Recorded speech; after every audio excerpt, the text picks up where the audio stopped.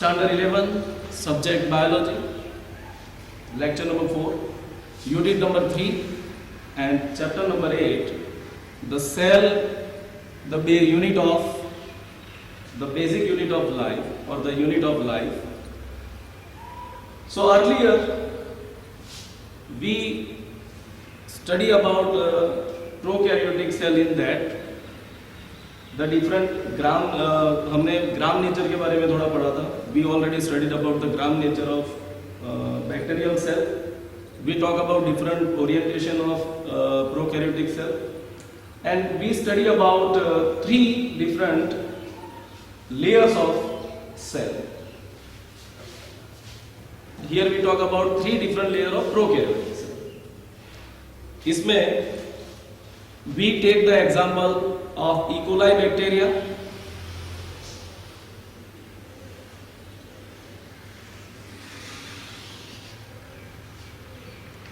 In that, the outermost layer is made up of glycocalyx, and that is either ये क्या हो सकता है? If it is thick, then it called capsule. While it is thin, then it is called slime layer.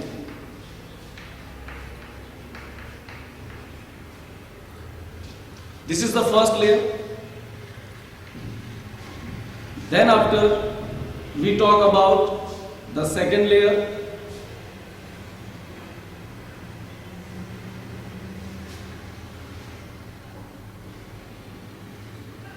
The second layer always be protected layer and help to collapse the cell. तो second layer कौन सा है भाई? That is cell wall. This is the second layer. और वो cell को collapse होने से और प्रोटेक्ट करता है.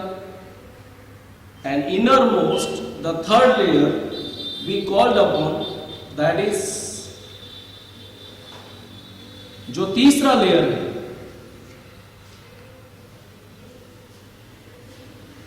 जो थर्ड वन है, the third layer, and that is cell membrane, और other words we called plasma membrane. तो थर्ड लेयर के बारे में हमने थोड़ा कुछ पढ़ा था और मैंने कहा था कि उसका थोड़ा एक्सटेंशन हम नेक्स्ट लेक्चर में लेंगे. So today we start with the cell membrane first. तो let us we talk about the third most layer, and that is third layer, layer number 3, that is cell membrane और plasma membrane.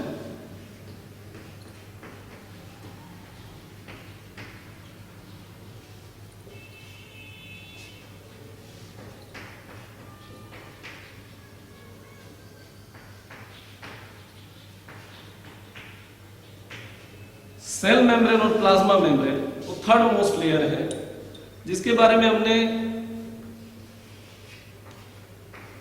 इसका जो structurization है that we study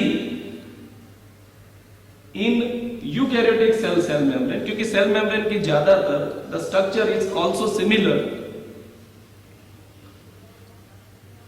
only component difference होता है जिसका वो बना होता है. ओके, क्योंकि सेल मेम्ब्रेन लगभग either we talk about all kind of cell membrane, mostly their structurization similarities are there, just difference about the components. उसके structurally वो सब equal same होते हैं, सिर्फ उसके structural component में थोड़ा different होता है. लेकिन यहाँ एक dynamism की बात है. What actually cell membrane functioning, तो वो हम समझेंगे. The cell membrane is also dynamic in nature. C. Naegeli first give the term cell membrane, and जो क्रॉव है उसने सेल मेम्ब्रेन ऐसा नाम दिया था. स्ट्रक्चर के लिए अलग अलग मॉडल्स है, सैंडविच मॉडल है, यूनिट मेम्ब्रेन मॉडल है, फ्लूइडिक मोज़ेक मॉडल है, and worldly accepted fluidic mosaic model है. बट स्ट्रक्चर हम यूकैरियोटिक सेल में देखेंगे इसका. अभी हम बात करते हैं dynamism as compared to prokaryotic cell, the cell membrane is very dynamic layer.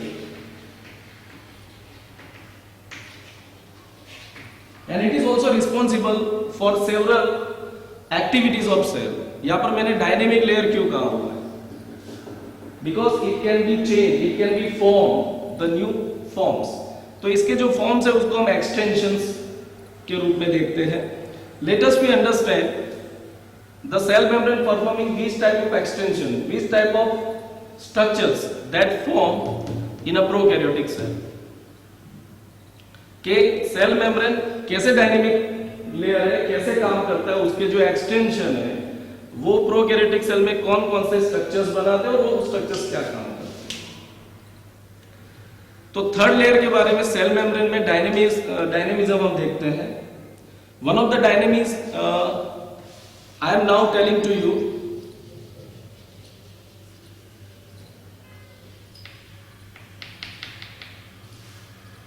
The cell membrane can extend and forming the lamellar structure that is called mesosome.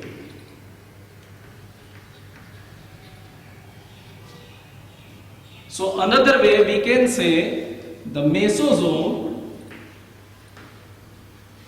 is extension form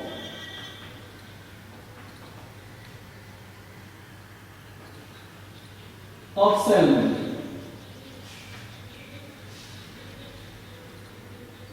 ये cell membrane से expanse होके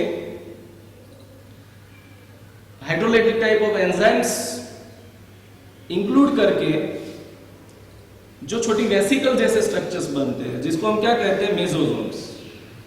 B careful my dear students कि mesosome के बारे में आप ये दिमाग में रख लो. Mesosome is also unique characteristic that only found in a prokaryotic cell and bacterial cell. क्योंकि हमको पहले ही पता है कि सेल मेम्ब्रेन, अरे माइटोकॉन्ड्रिया इज एब्सेंट और membranal organelles are absent in prokaryotic cell. So mesosome वो यहां पर क्या करता है, दे परफॉर्म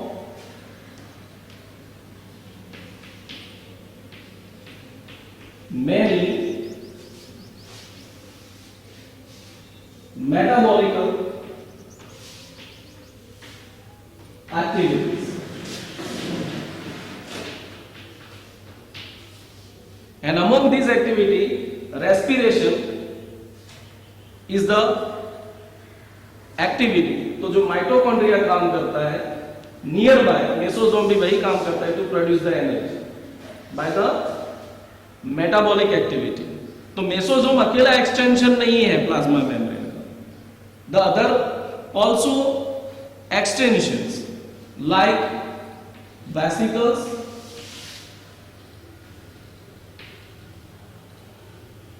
तो वेसिकल्स और कुछ नहीं है, छोटी छोटी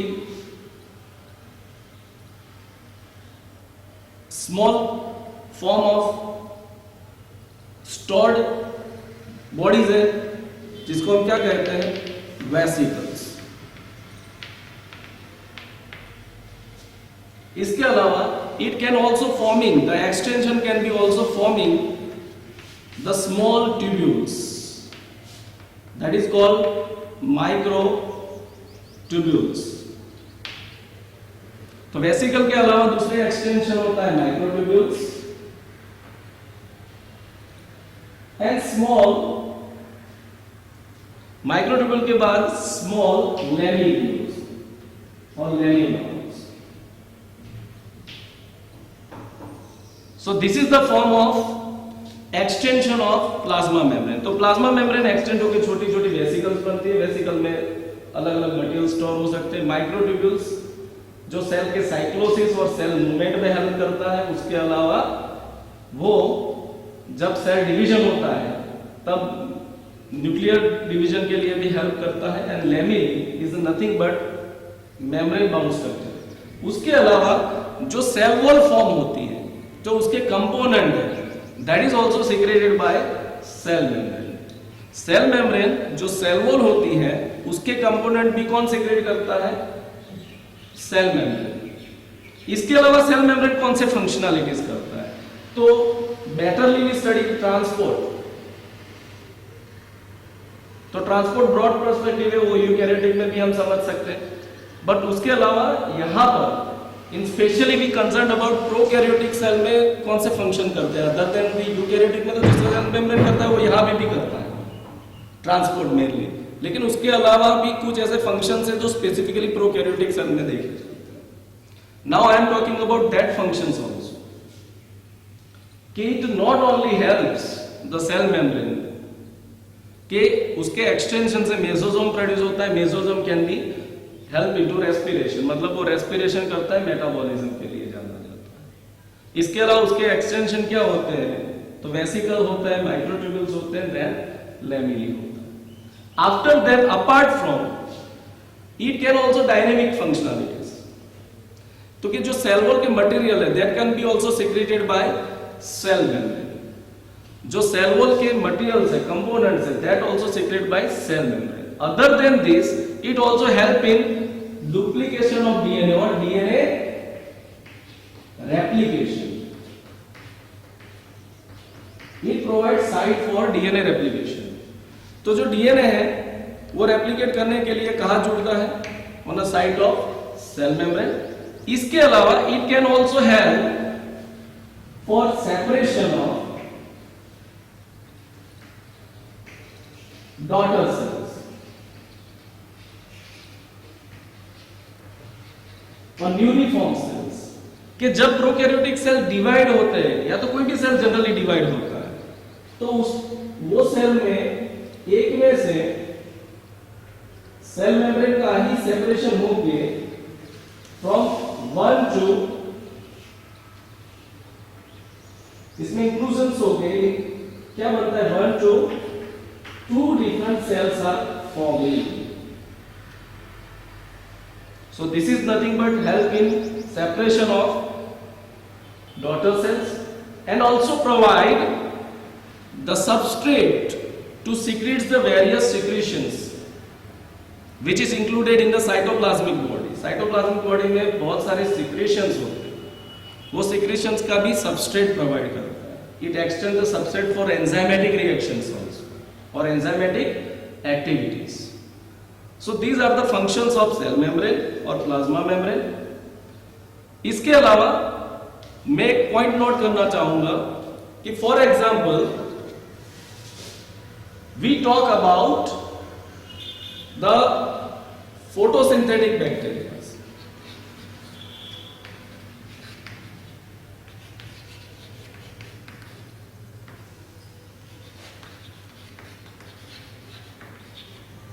और कीमोसिंथेटिक बैक्टीरिया, कि उसमें या तो फॉस्फेट ग्रेन्यूल्स हो सकती है, that consist the phosphate granules भी हो सकती है। उसके अलावा उनमें क्या होते हैं? Colour pigments, the chromophore pigments. Then chromophore pigment, ये chromophore pigments क्या होता है? Specially, it is also one of the extension or inclusive structure that produce or help by produced by cell membrane. तो जिसके अंदर pigments रहते हैं, क्या रहते हैं? Pigment. अब ये pigment क्या होता है? तो ये pigment ऐसे pigment है, क्लोरोप्लास्ट जैसा कंप्लीट स्ट्रक्चर तो नहीं होता है, बट pigment होते हैं, chromophores होते हैं, that performing the different type of activities. Photosynthetic bacteria में जो पिगमेंट होते हैं वो पिगमेंट किसमें हेल्प करते हैं? For photosynthesis. So this is all about cell membrane. Again I am talking about the third most, जो सेल के अंदर जो थर्ड लेयर है वो सेल मेम्ब्रेन है, वो पूरा डायनेमिक है। उसके एक्सटेंशन से मेसोसोम बनता है। मेसोसोम का काम क्या है? यहाँ पे मेसोसोम का काम है परफॉर्मिंग द ऑक्सीडेशन करता है, एनर्जी रिलीज करता है, मतलब रेस्पिरेटरी फंक्शन है मेनली, और मेटाबॉलिकल प्रोसेसेस करता है। उसके अलावा वेसिकल्स, छोटे छोटे ट्यूब्यूल्स, मतलब micro tubules can be produce by the extension of cell membrane. Then lamella can be also extended. इसके अलावा बहुत सारे फंक्शन है कि it provide the substrate to different enzymatic reaction and secretions. इसके अलावा डीएनए रेप्लिकेशन कौन करवाता है, किसकी सरफेस पे होता है, सेल मेम्ब्रेन की. इसके अलावा डॉटर सेल जब प्रोड्यूस होते हैं then this cell can be also separated daughter cell by nothing but help to the cell membrane. इसके अलावा inclusive body in a photosynthetic bacteria और सल्फर बैक्टीरिया, तो उसमें पिगमेंटेड बॉडीज होते हैं जिसको क्रोमोफोर कहा जाता है, और फोटोसिंथेटिक पिगमेंट्स होते हैं तो they performing the photosynthesis. Now after the third layer we can be completed. हमने डीएनए के बारे में पढ़ा है, इसके जेनेटिक डीएनए कैसा होता है, प्लाज्मिड के बारे में पढ़ा है. अब कुछ बात कर रहे हैं कि भी आउटर सरफेस की अभी तो बात कर रहे हैं. इंक्लूसिव बॉडी जब आएगी तब इंक्लूसिव बॉडी का भी कुछ मैंने पार्ट ले लिया है. But let us we talk about the appendages. What is actually appendages? Appendages और कुछ नहीं होता है जो सरफेस पे, बैक्टीरियल सरफेस पे आउटग्रोज में कोई बॉडी या तो स्ट्रक्चर्स होते हैं, that structures are called appendages. Again I am repeat, appendages और कुछ नहीं होता है लेकिन ऐसे स्ट्रक्चर्स जो किसके ऊपर है, बैक्टीरियल बॉडी या तो प्रोकैरियोटिक सेल के सरफेस के ऊपर है, तो ऐसे स्ट्रक्चर्स को हम क्या बोलते हैं, appendages. So which are the appendages normally we found in a common prokaryotic cell और bacterial cell. Let us we understand that the first of all appendages that I am talk about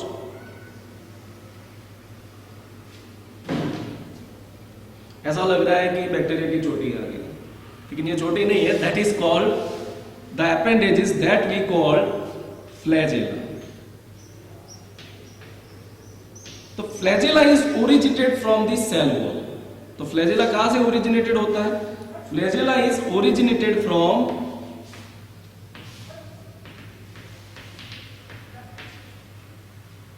cell के cell wall region से origin होता है, लेकिन कौन से structure से produce होता है? तो let us we talk about that can be produce by the base and that is called basal body. तो बेसल बॉडी जैसे हमारे हेयर होते हैं, हम जब हेयर खींचते हैं तो नीचे फॉलिकल्स होते हैं, फॉलिकल्स में से हेयर निकलते हैं, तो वो प्लेस है यहाँ पर सेल वॉल की जगह से निकलते हैं. लेकिन जो फॉलिकल आपने देखा है कि नीचे जो बेस होता है, जो फॉलिकल से जहां से हेयर निकलते हैं, वैसे यहाँ पर हेयर लाइक स्ट्रक्चर ही है, that is called flagella. Okay, so जो उसका बेस स्ट्रक्चर है that is called basal body. उसका जो पार्ट ऑफ है that is called hook, and the long part that is called filament. So this is the three part of flagella. Flagella के तीन part होते हैं. नीचे का जो जहां से ओरिजिनेटेड होता है, जहां से उसका ओरिजिन होता है, that is called basal body.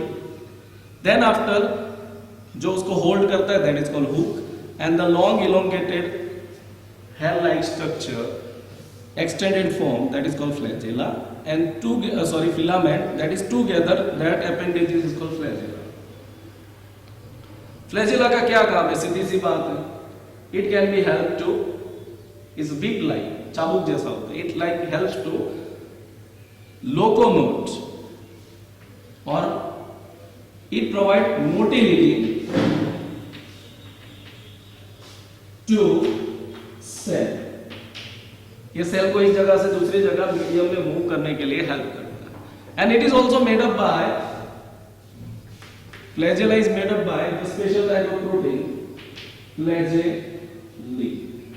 made up by flagella. तो टोटालिटी में मैं कहूं कि whip like originated from the cell wall, the long whip like structure that is called flagella, made up of flagellin.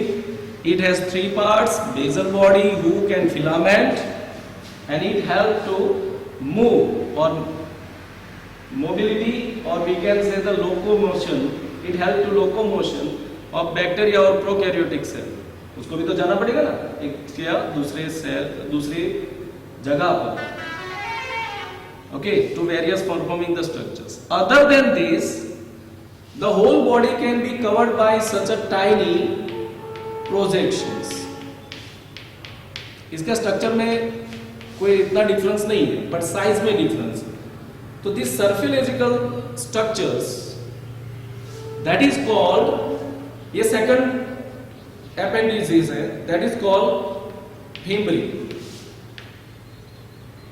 तो fimbriae क्या help करती है कि जब कोई भी बैक्टीरिया कोई भी स्ट्रीम में है तो उसको सरफेस के साथ अटैच करने के लिए हेल्प करता है.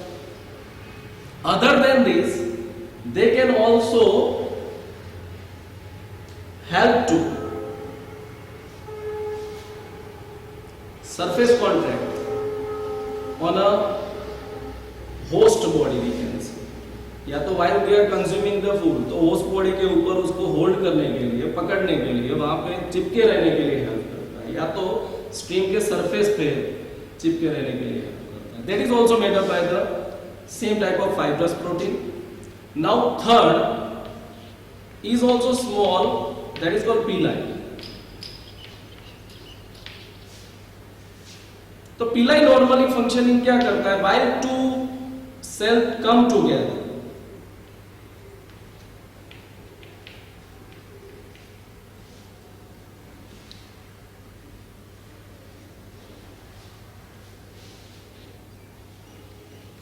समझ गए होंगे आप कि जब दो सेल आते हैं एक दूसरे के नजदीक for reproduction, then help in conjugation. The pili help in conjugation. So fimbriae is whole cover the surface of bacterial cell और prokaryotic cell that help to attach on a surface, rocky surface or in host. And other than this, the small other projection are present, that is called pili. जब दो cell नजदीक आते हैं तो conjugation में they exchange their genetic material, तो that time they help into conjugation. So this is about appendages. तो पहला appendages flagella है, second appendages fimbri है, third appendages हम small pili समझते हैं. flagella का काम है locomotion का, फिम्बरी का काम है सरफेस पे अटैच करने का, मतलब they attaching the rocky surface on a stream as well as also on a host. Then pili help to conjugation. Okay, now let us we talk about inclusive structures. कुछ structure तो inclusive ने हमने समझ ही लिए हैं. For example mesosome हो, vesicles हो, microtubules हो, ये सब तो हमने समझ लिया है. बट अदर देन दिस के प्रोकैरियोटिक सेल में साइटोप्लाज्म के अंदर कौन कौन से इंक्लूजन्स होते हैं? तो दो तरह के, एक तो ऑर्गेनल के रूप में रिबोसोम होता है, दैट इज नॉन मेम्ब्रेनल, और दूसरी जो इसके अंदर साइटोप्लाज्म के अंदर कौन सी इंक्लूसिव बॉडी है उसकी थोड़ी बात करें. Let us we talk about that. Now let us we see about inclusive body. Other than this, first we talk about ribosome or ribosome.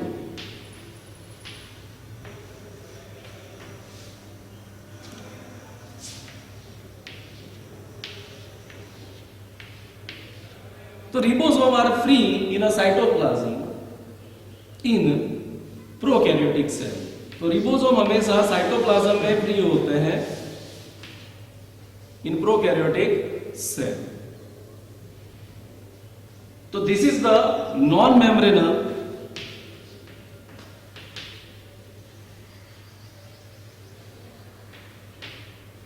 organ.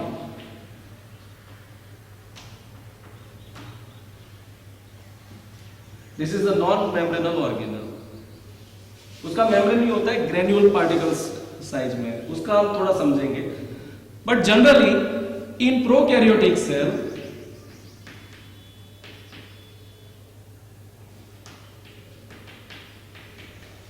ribosomes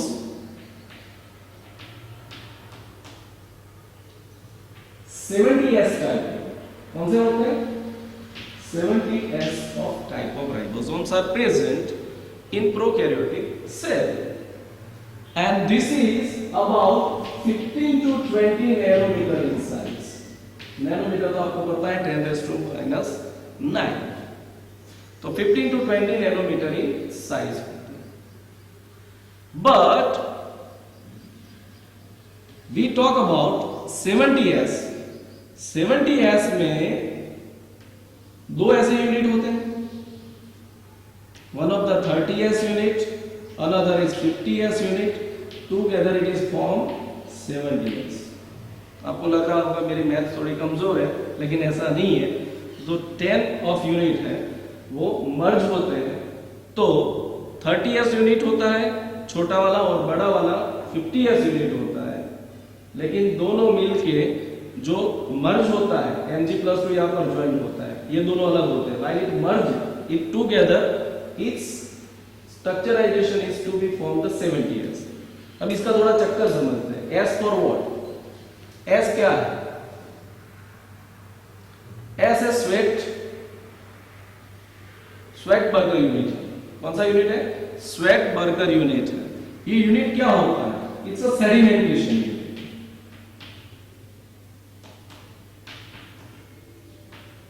अब ये सेडिमेंट क्या होता है? तो ये इजीली हम समझ लेते हैं. फॉर एग्जांपल, आप कोई ग्लास लेते हो, उसमें आप छोटे से अमाउंट में क्लीन वाटर फिल अप करते हो. छोटे से अमाउंट में कोई सपोज एक चौक है, तो चौक के पार्टिकल्स आप रखो, क्या होगा? धीरे धीरे अपनी density wise they can be penetrate और सेटल होने का चांसेस करेंगे ना, नीचे सेटल होंगे ना. कोई भी चीज जो सॉलिड होती है, या तो डेंसिटी वाइज कोई भी पार्टिकल अपनी जगह पे क्या होते हैं? सेटल होते हैं. That is called settlement. Sedimentation is nothing but according to density the substance can be क्या होते हैं? they can be come at base. तो उसको अपने डेंसिटी वाइज नीचे आने में क्या लगेगा? टाइम लगेगा. वो टाइम लगेगा, वो टाइम वाला यूनिट ही क्या है? क्योंकि बेसिकली रिबोसोम ग्रेन्यूल्स है, और ग्रेन्यूल्स नॉन मेम्ब्रेनस ग्रेन्यूल्स है, तो उसको उसका अपना एक वेट होगा, तो उसको नीचे आने में टाइम लगता है. ये कितना टाइम लगता है? तो स्वेटबर्ग यूनिट मतलब 1s मतलब हम इक्वल्स टू 10⁻⁻30 सेकंड लेते हैं. Svedberg unit 10⁻⁻30 second. 1s equal to 10⁻⁻13 second. Okay, तो इट्स अ सेडिमेंटल.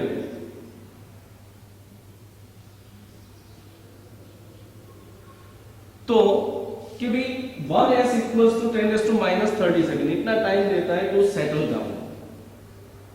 तो हमने ये समझा व्हाट इज स्वेटबर्ग यूनिट. तो स्वेटबर्ग यूनिट और कुछ नहीं होता है कि एक density wise sedimentation, what is the sedimentation time of that particular molecule और settle down time. Suppose water surface लेंगे, तो वाटर में सेटल डाउन होने के लिए उसको कितना टाइम लगेगा, उसको स्वेटबर्ग यूनिट कहते हैं. And this is 1s equals to, generally sedimentation unit में 1s इक्वल्स टू 10⁻⁻13 सेकंड जितना हम लेते हैं, और it's a time is around 10⁻⁻13 second. तो ऐसा माना जाए तो that is a 70s of heaviness of that particular molecule. Size तो इसका क्या है? 15 से 20 नैनोमीटर. अब इसकी बात कर लेते हैं. Let us we talk about one unit is made up of rRNA, ribosomal RNA का होता है, और rest of the part it is made up of protein part. कि any ribosome rRNA is one of the part of that, और दूसरा part किसका होता है? प्रोटीन का होता है. And what is the function of ribosome? तो रिबोसोम का फंक्शन जनरली क्या होता है? Functionally protein synthesis.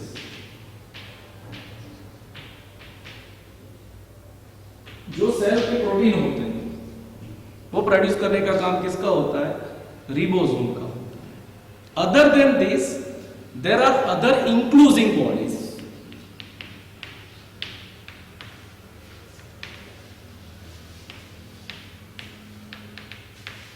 इंक्लूजिंग मतलब that can be also cover by their own layer और लेमिन।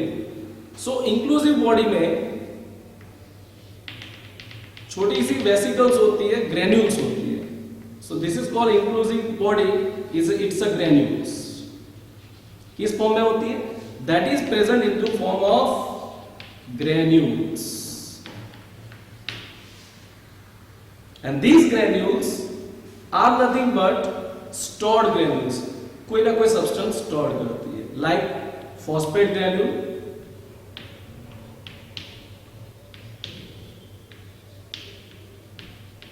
तो उसमें क्या स्टोर रहेगा? Phosphate. Cyanophycin granules,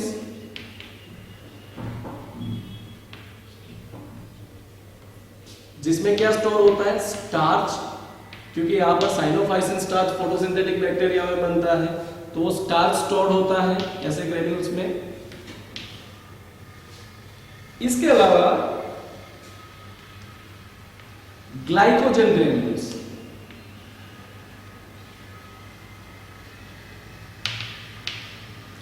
the glycogen granules are nothing but store the food store in a non photosynthetic bacteria। जो non synthetic फोटोबैक्टीरिया या तो prokaryotic cell है, उसमें जो फूड स्टोर होगा वो कौन सा पॉलीसैकेराइड होगा? ग्लाइकोजन। तो ग्लाइकोजन का स्टोर करते हैं। जैसे हमारी बॉडी में भी क्या स्टोर होता है? Glycogen as a reserve polysaccharide. तो जो फोटोसिंथेटिक बैक्टीरिया है उसमें स्टार्च स्टोर होता है, तो वो साइनोफाइसिन स्टार्च होता है। तो वो जो स्टोर होता है रिजर्व मटेरियल, फूड स्टोर करते हैं, तो उसको साइनोफाइसिन ग्रेन्यूल कहते हैं। जिसमें फॉस्फेट हो तो फॉस्फेट, सल्फर कंटेनिंग बैक्टीरिया में सल्फर ग्रेन्यूल्स होंगे। लेकिन इन स्पेशली फोटोसिंथेटिक बैक्टीरिया,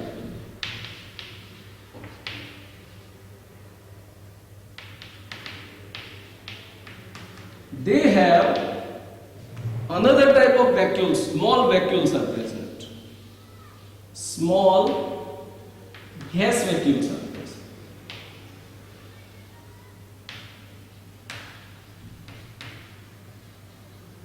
इसका काम क्या होता है अभी?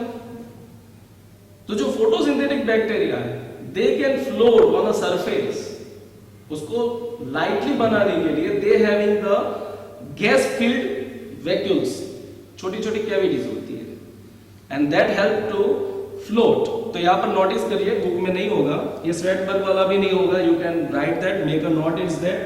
तो जो गैस वैक्यूल है उसका फंक्शन क्या होता है? Helps to float,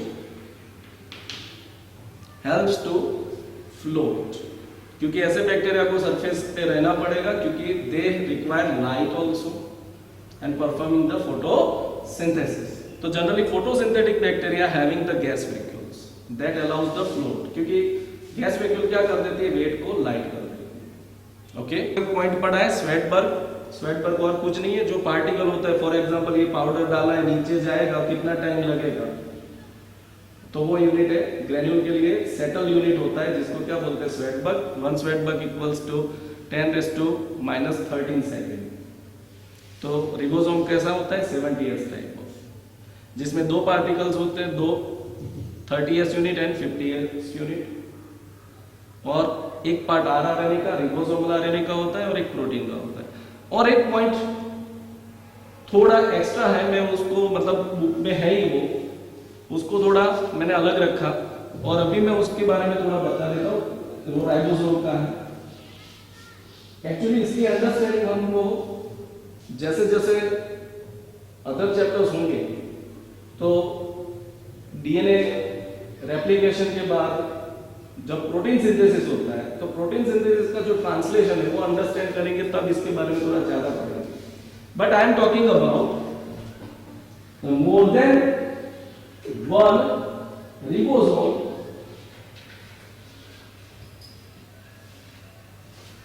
can be bind with the mRNA, messenger RNA के साथ एक से ज्यादा रिबोसोम अटैच हो और बाइंड हो, तो ऐसे स्ट्रक्चर को क्या कहते हैं? This is called polyribosome.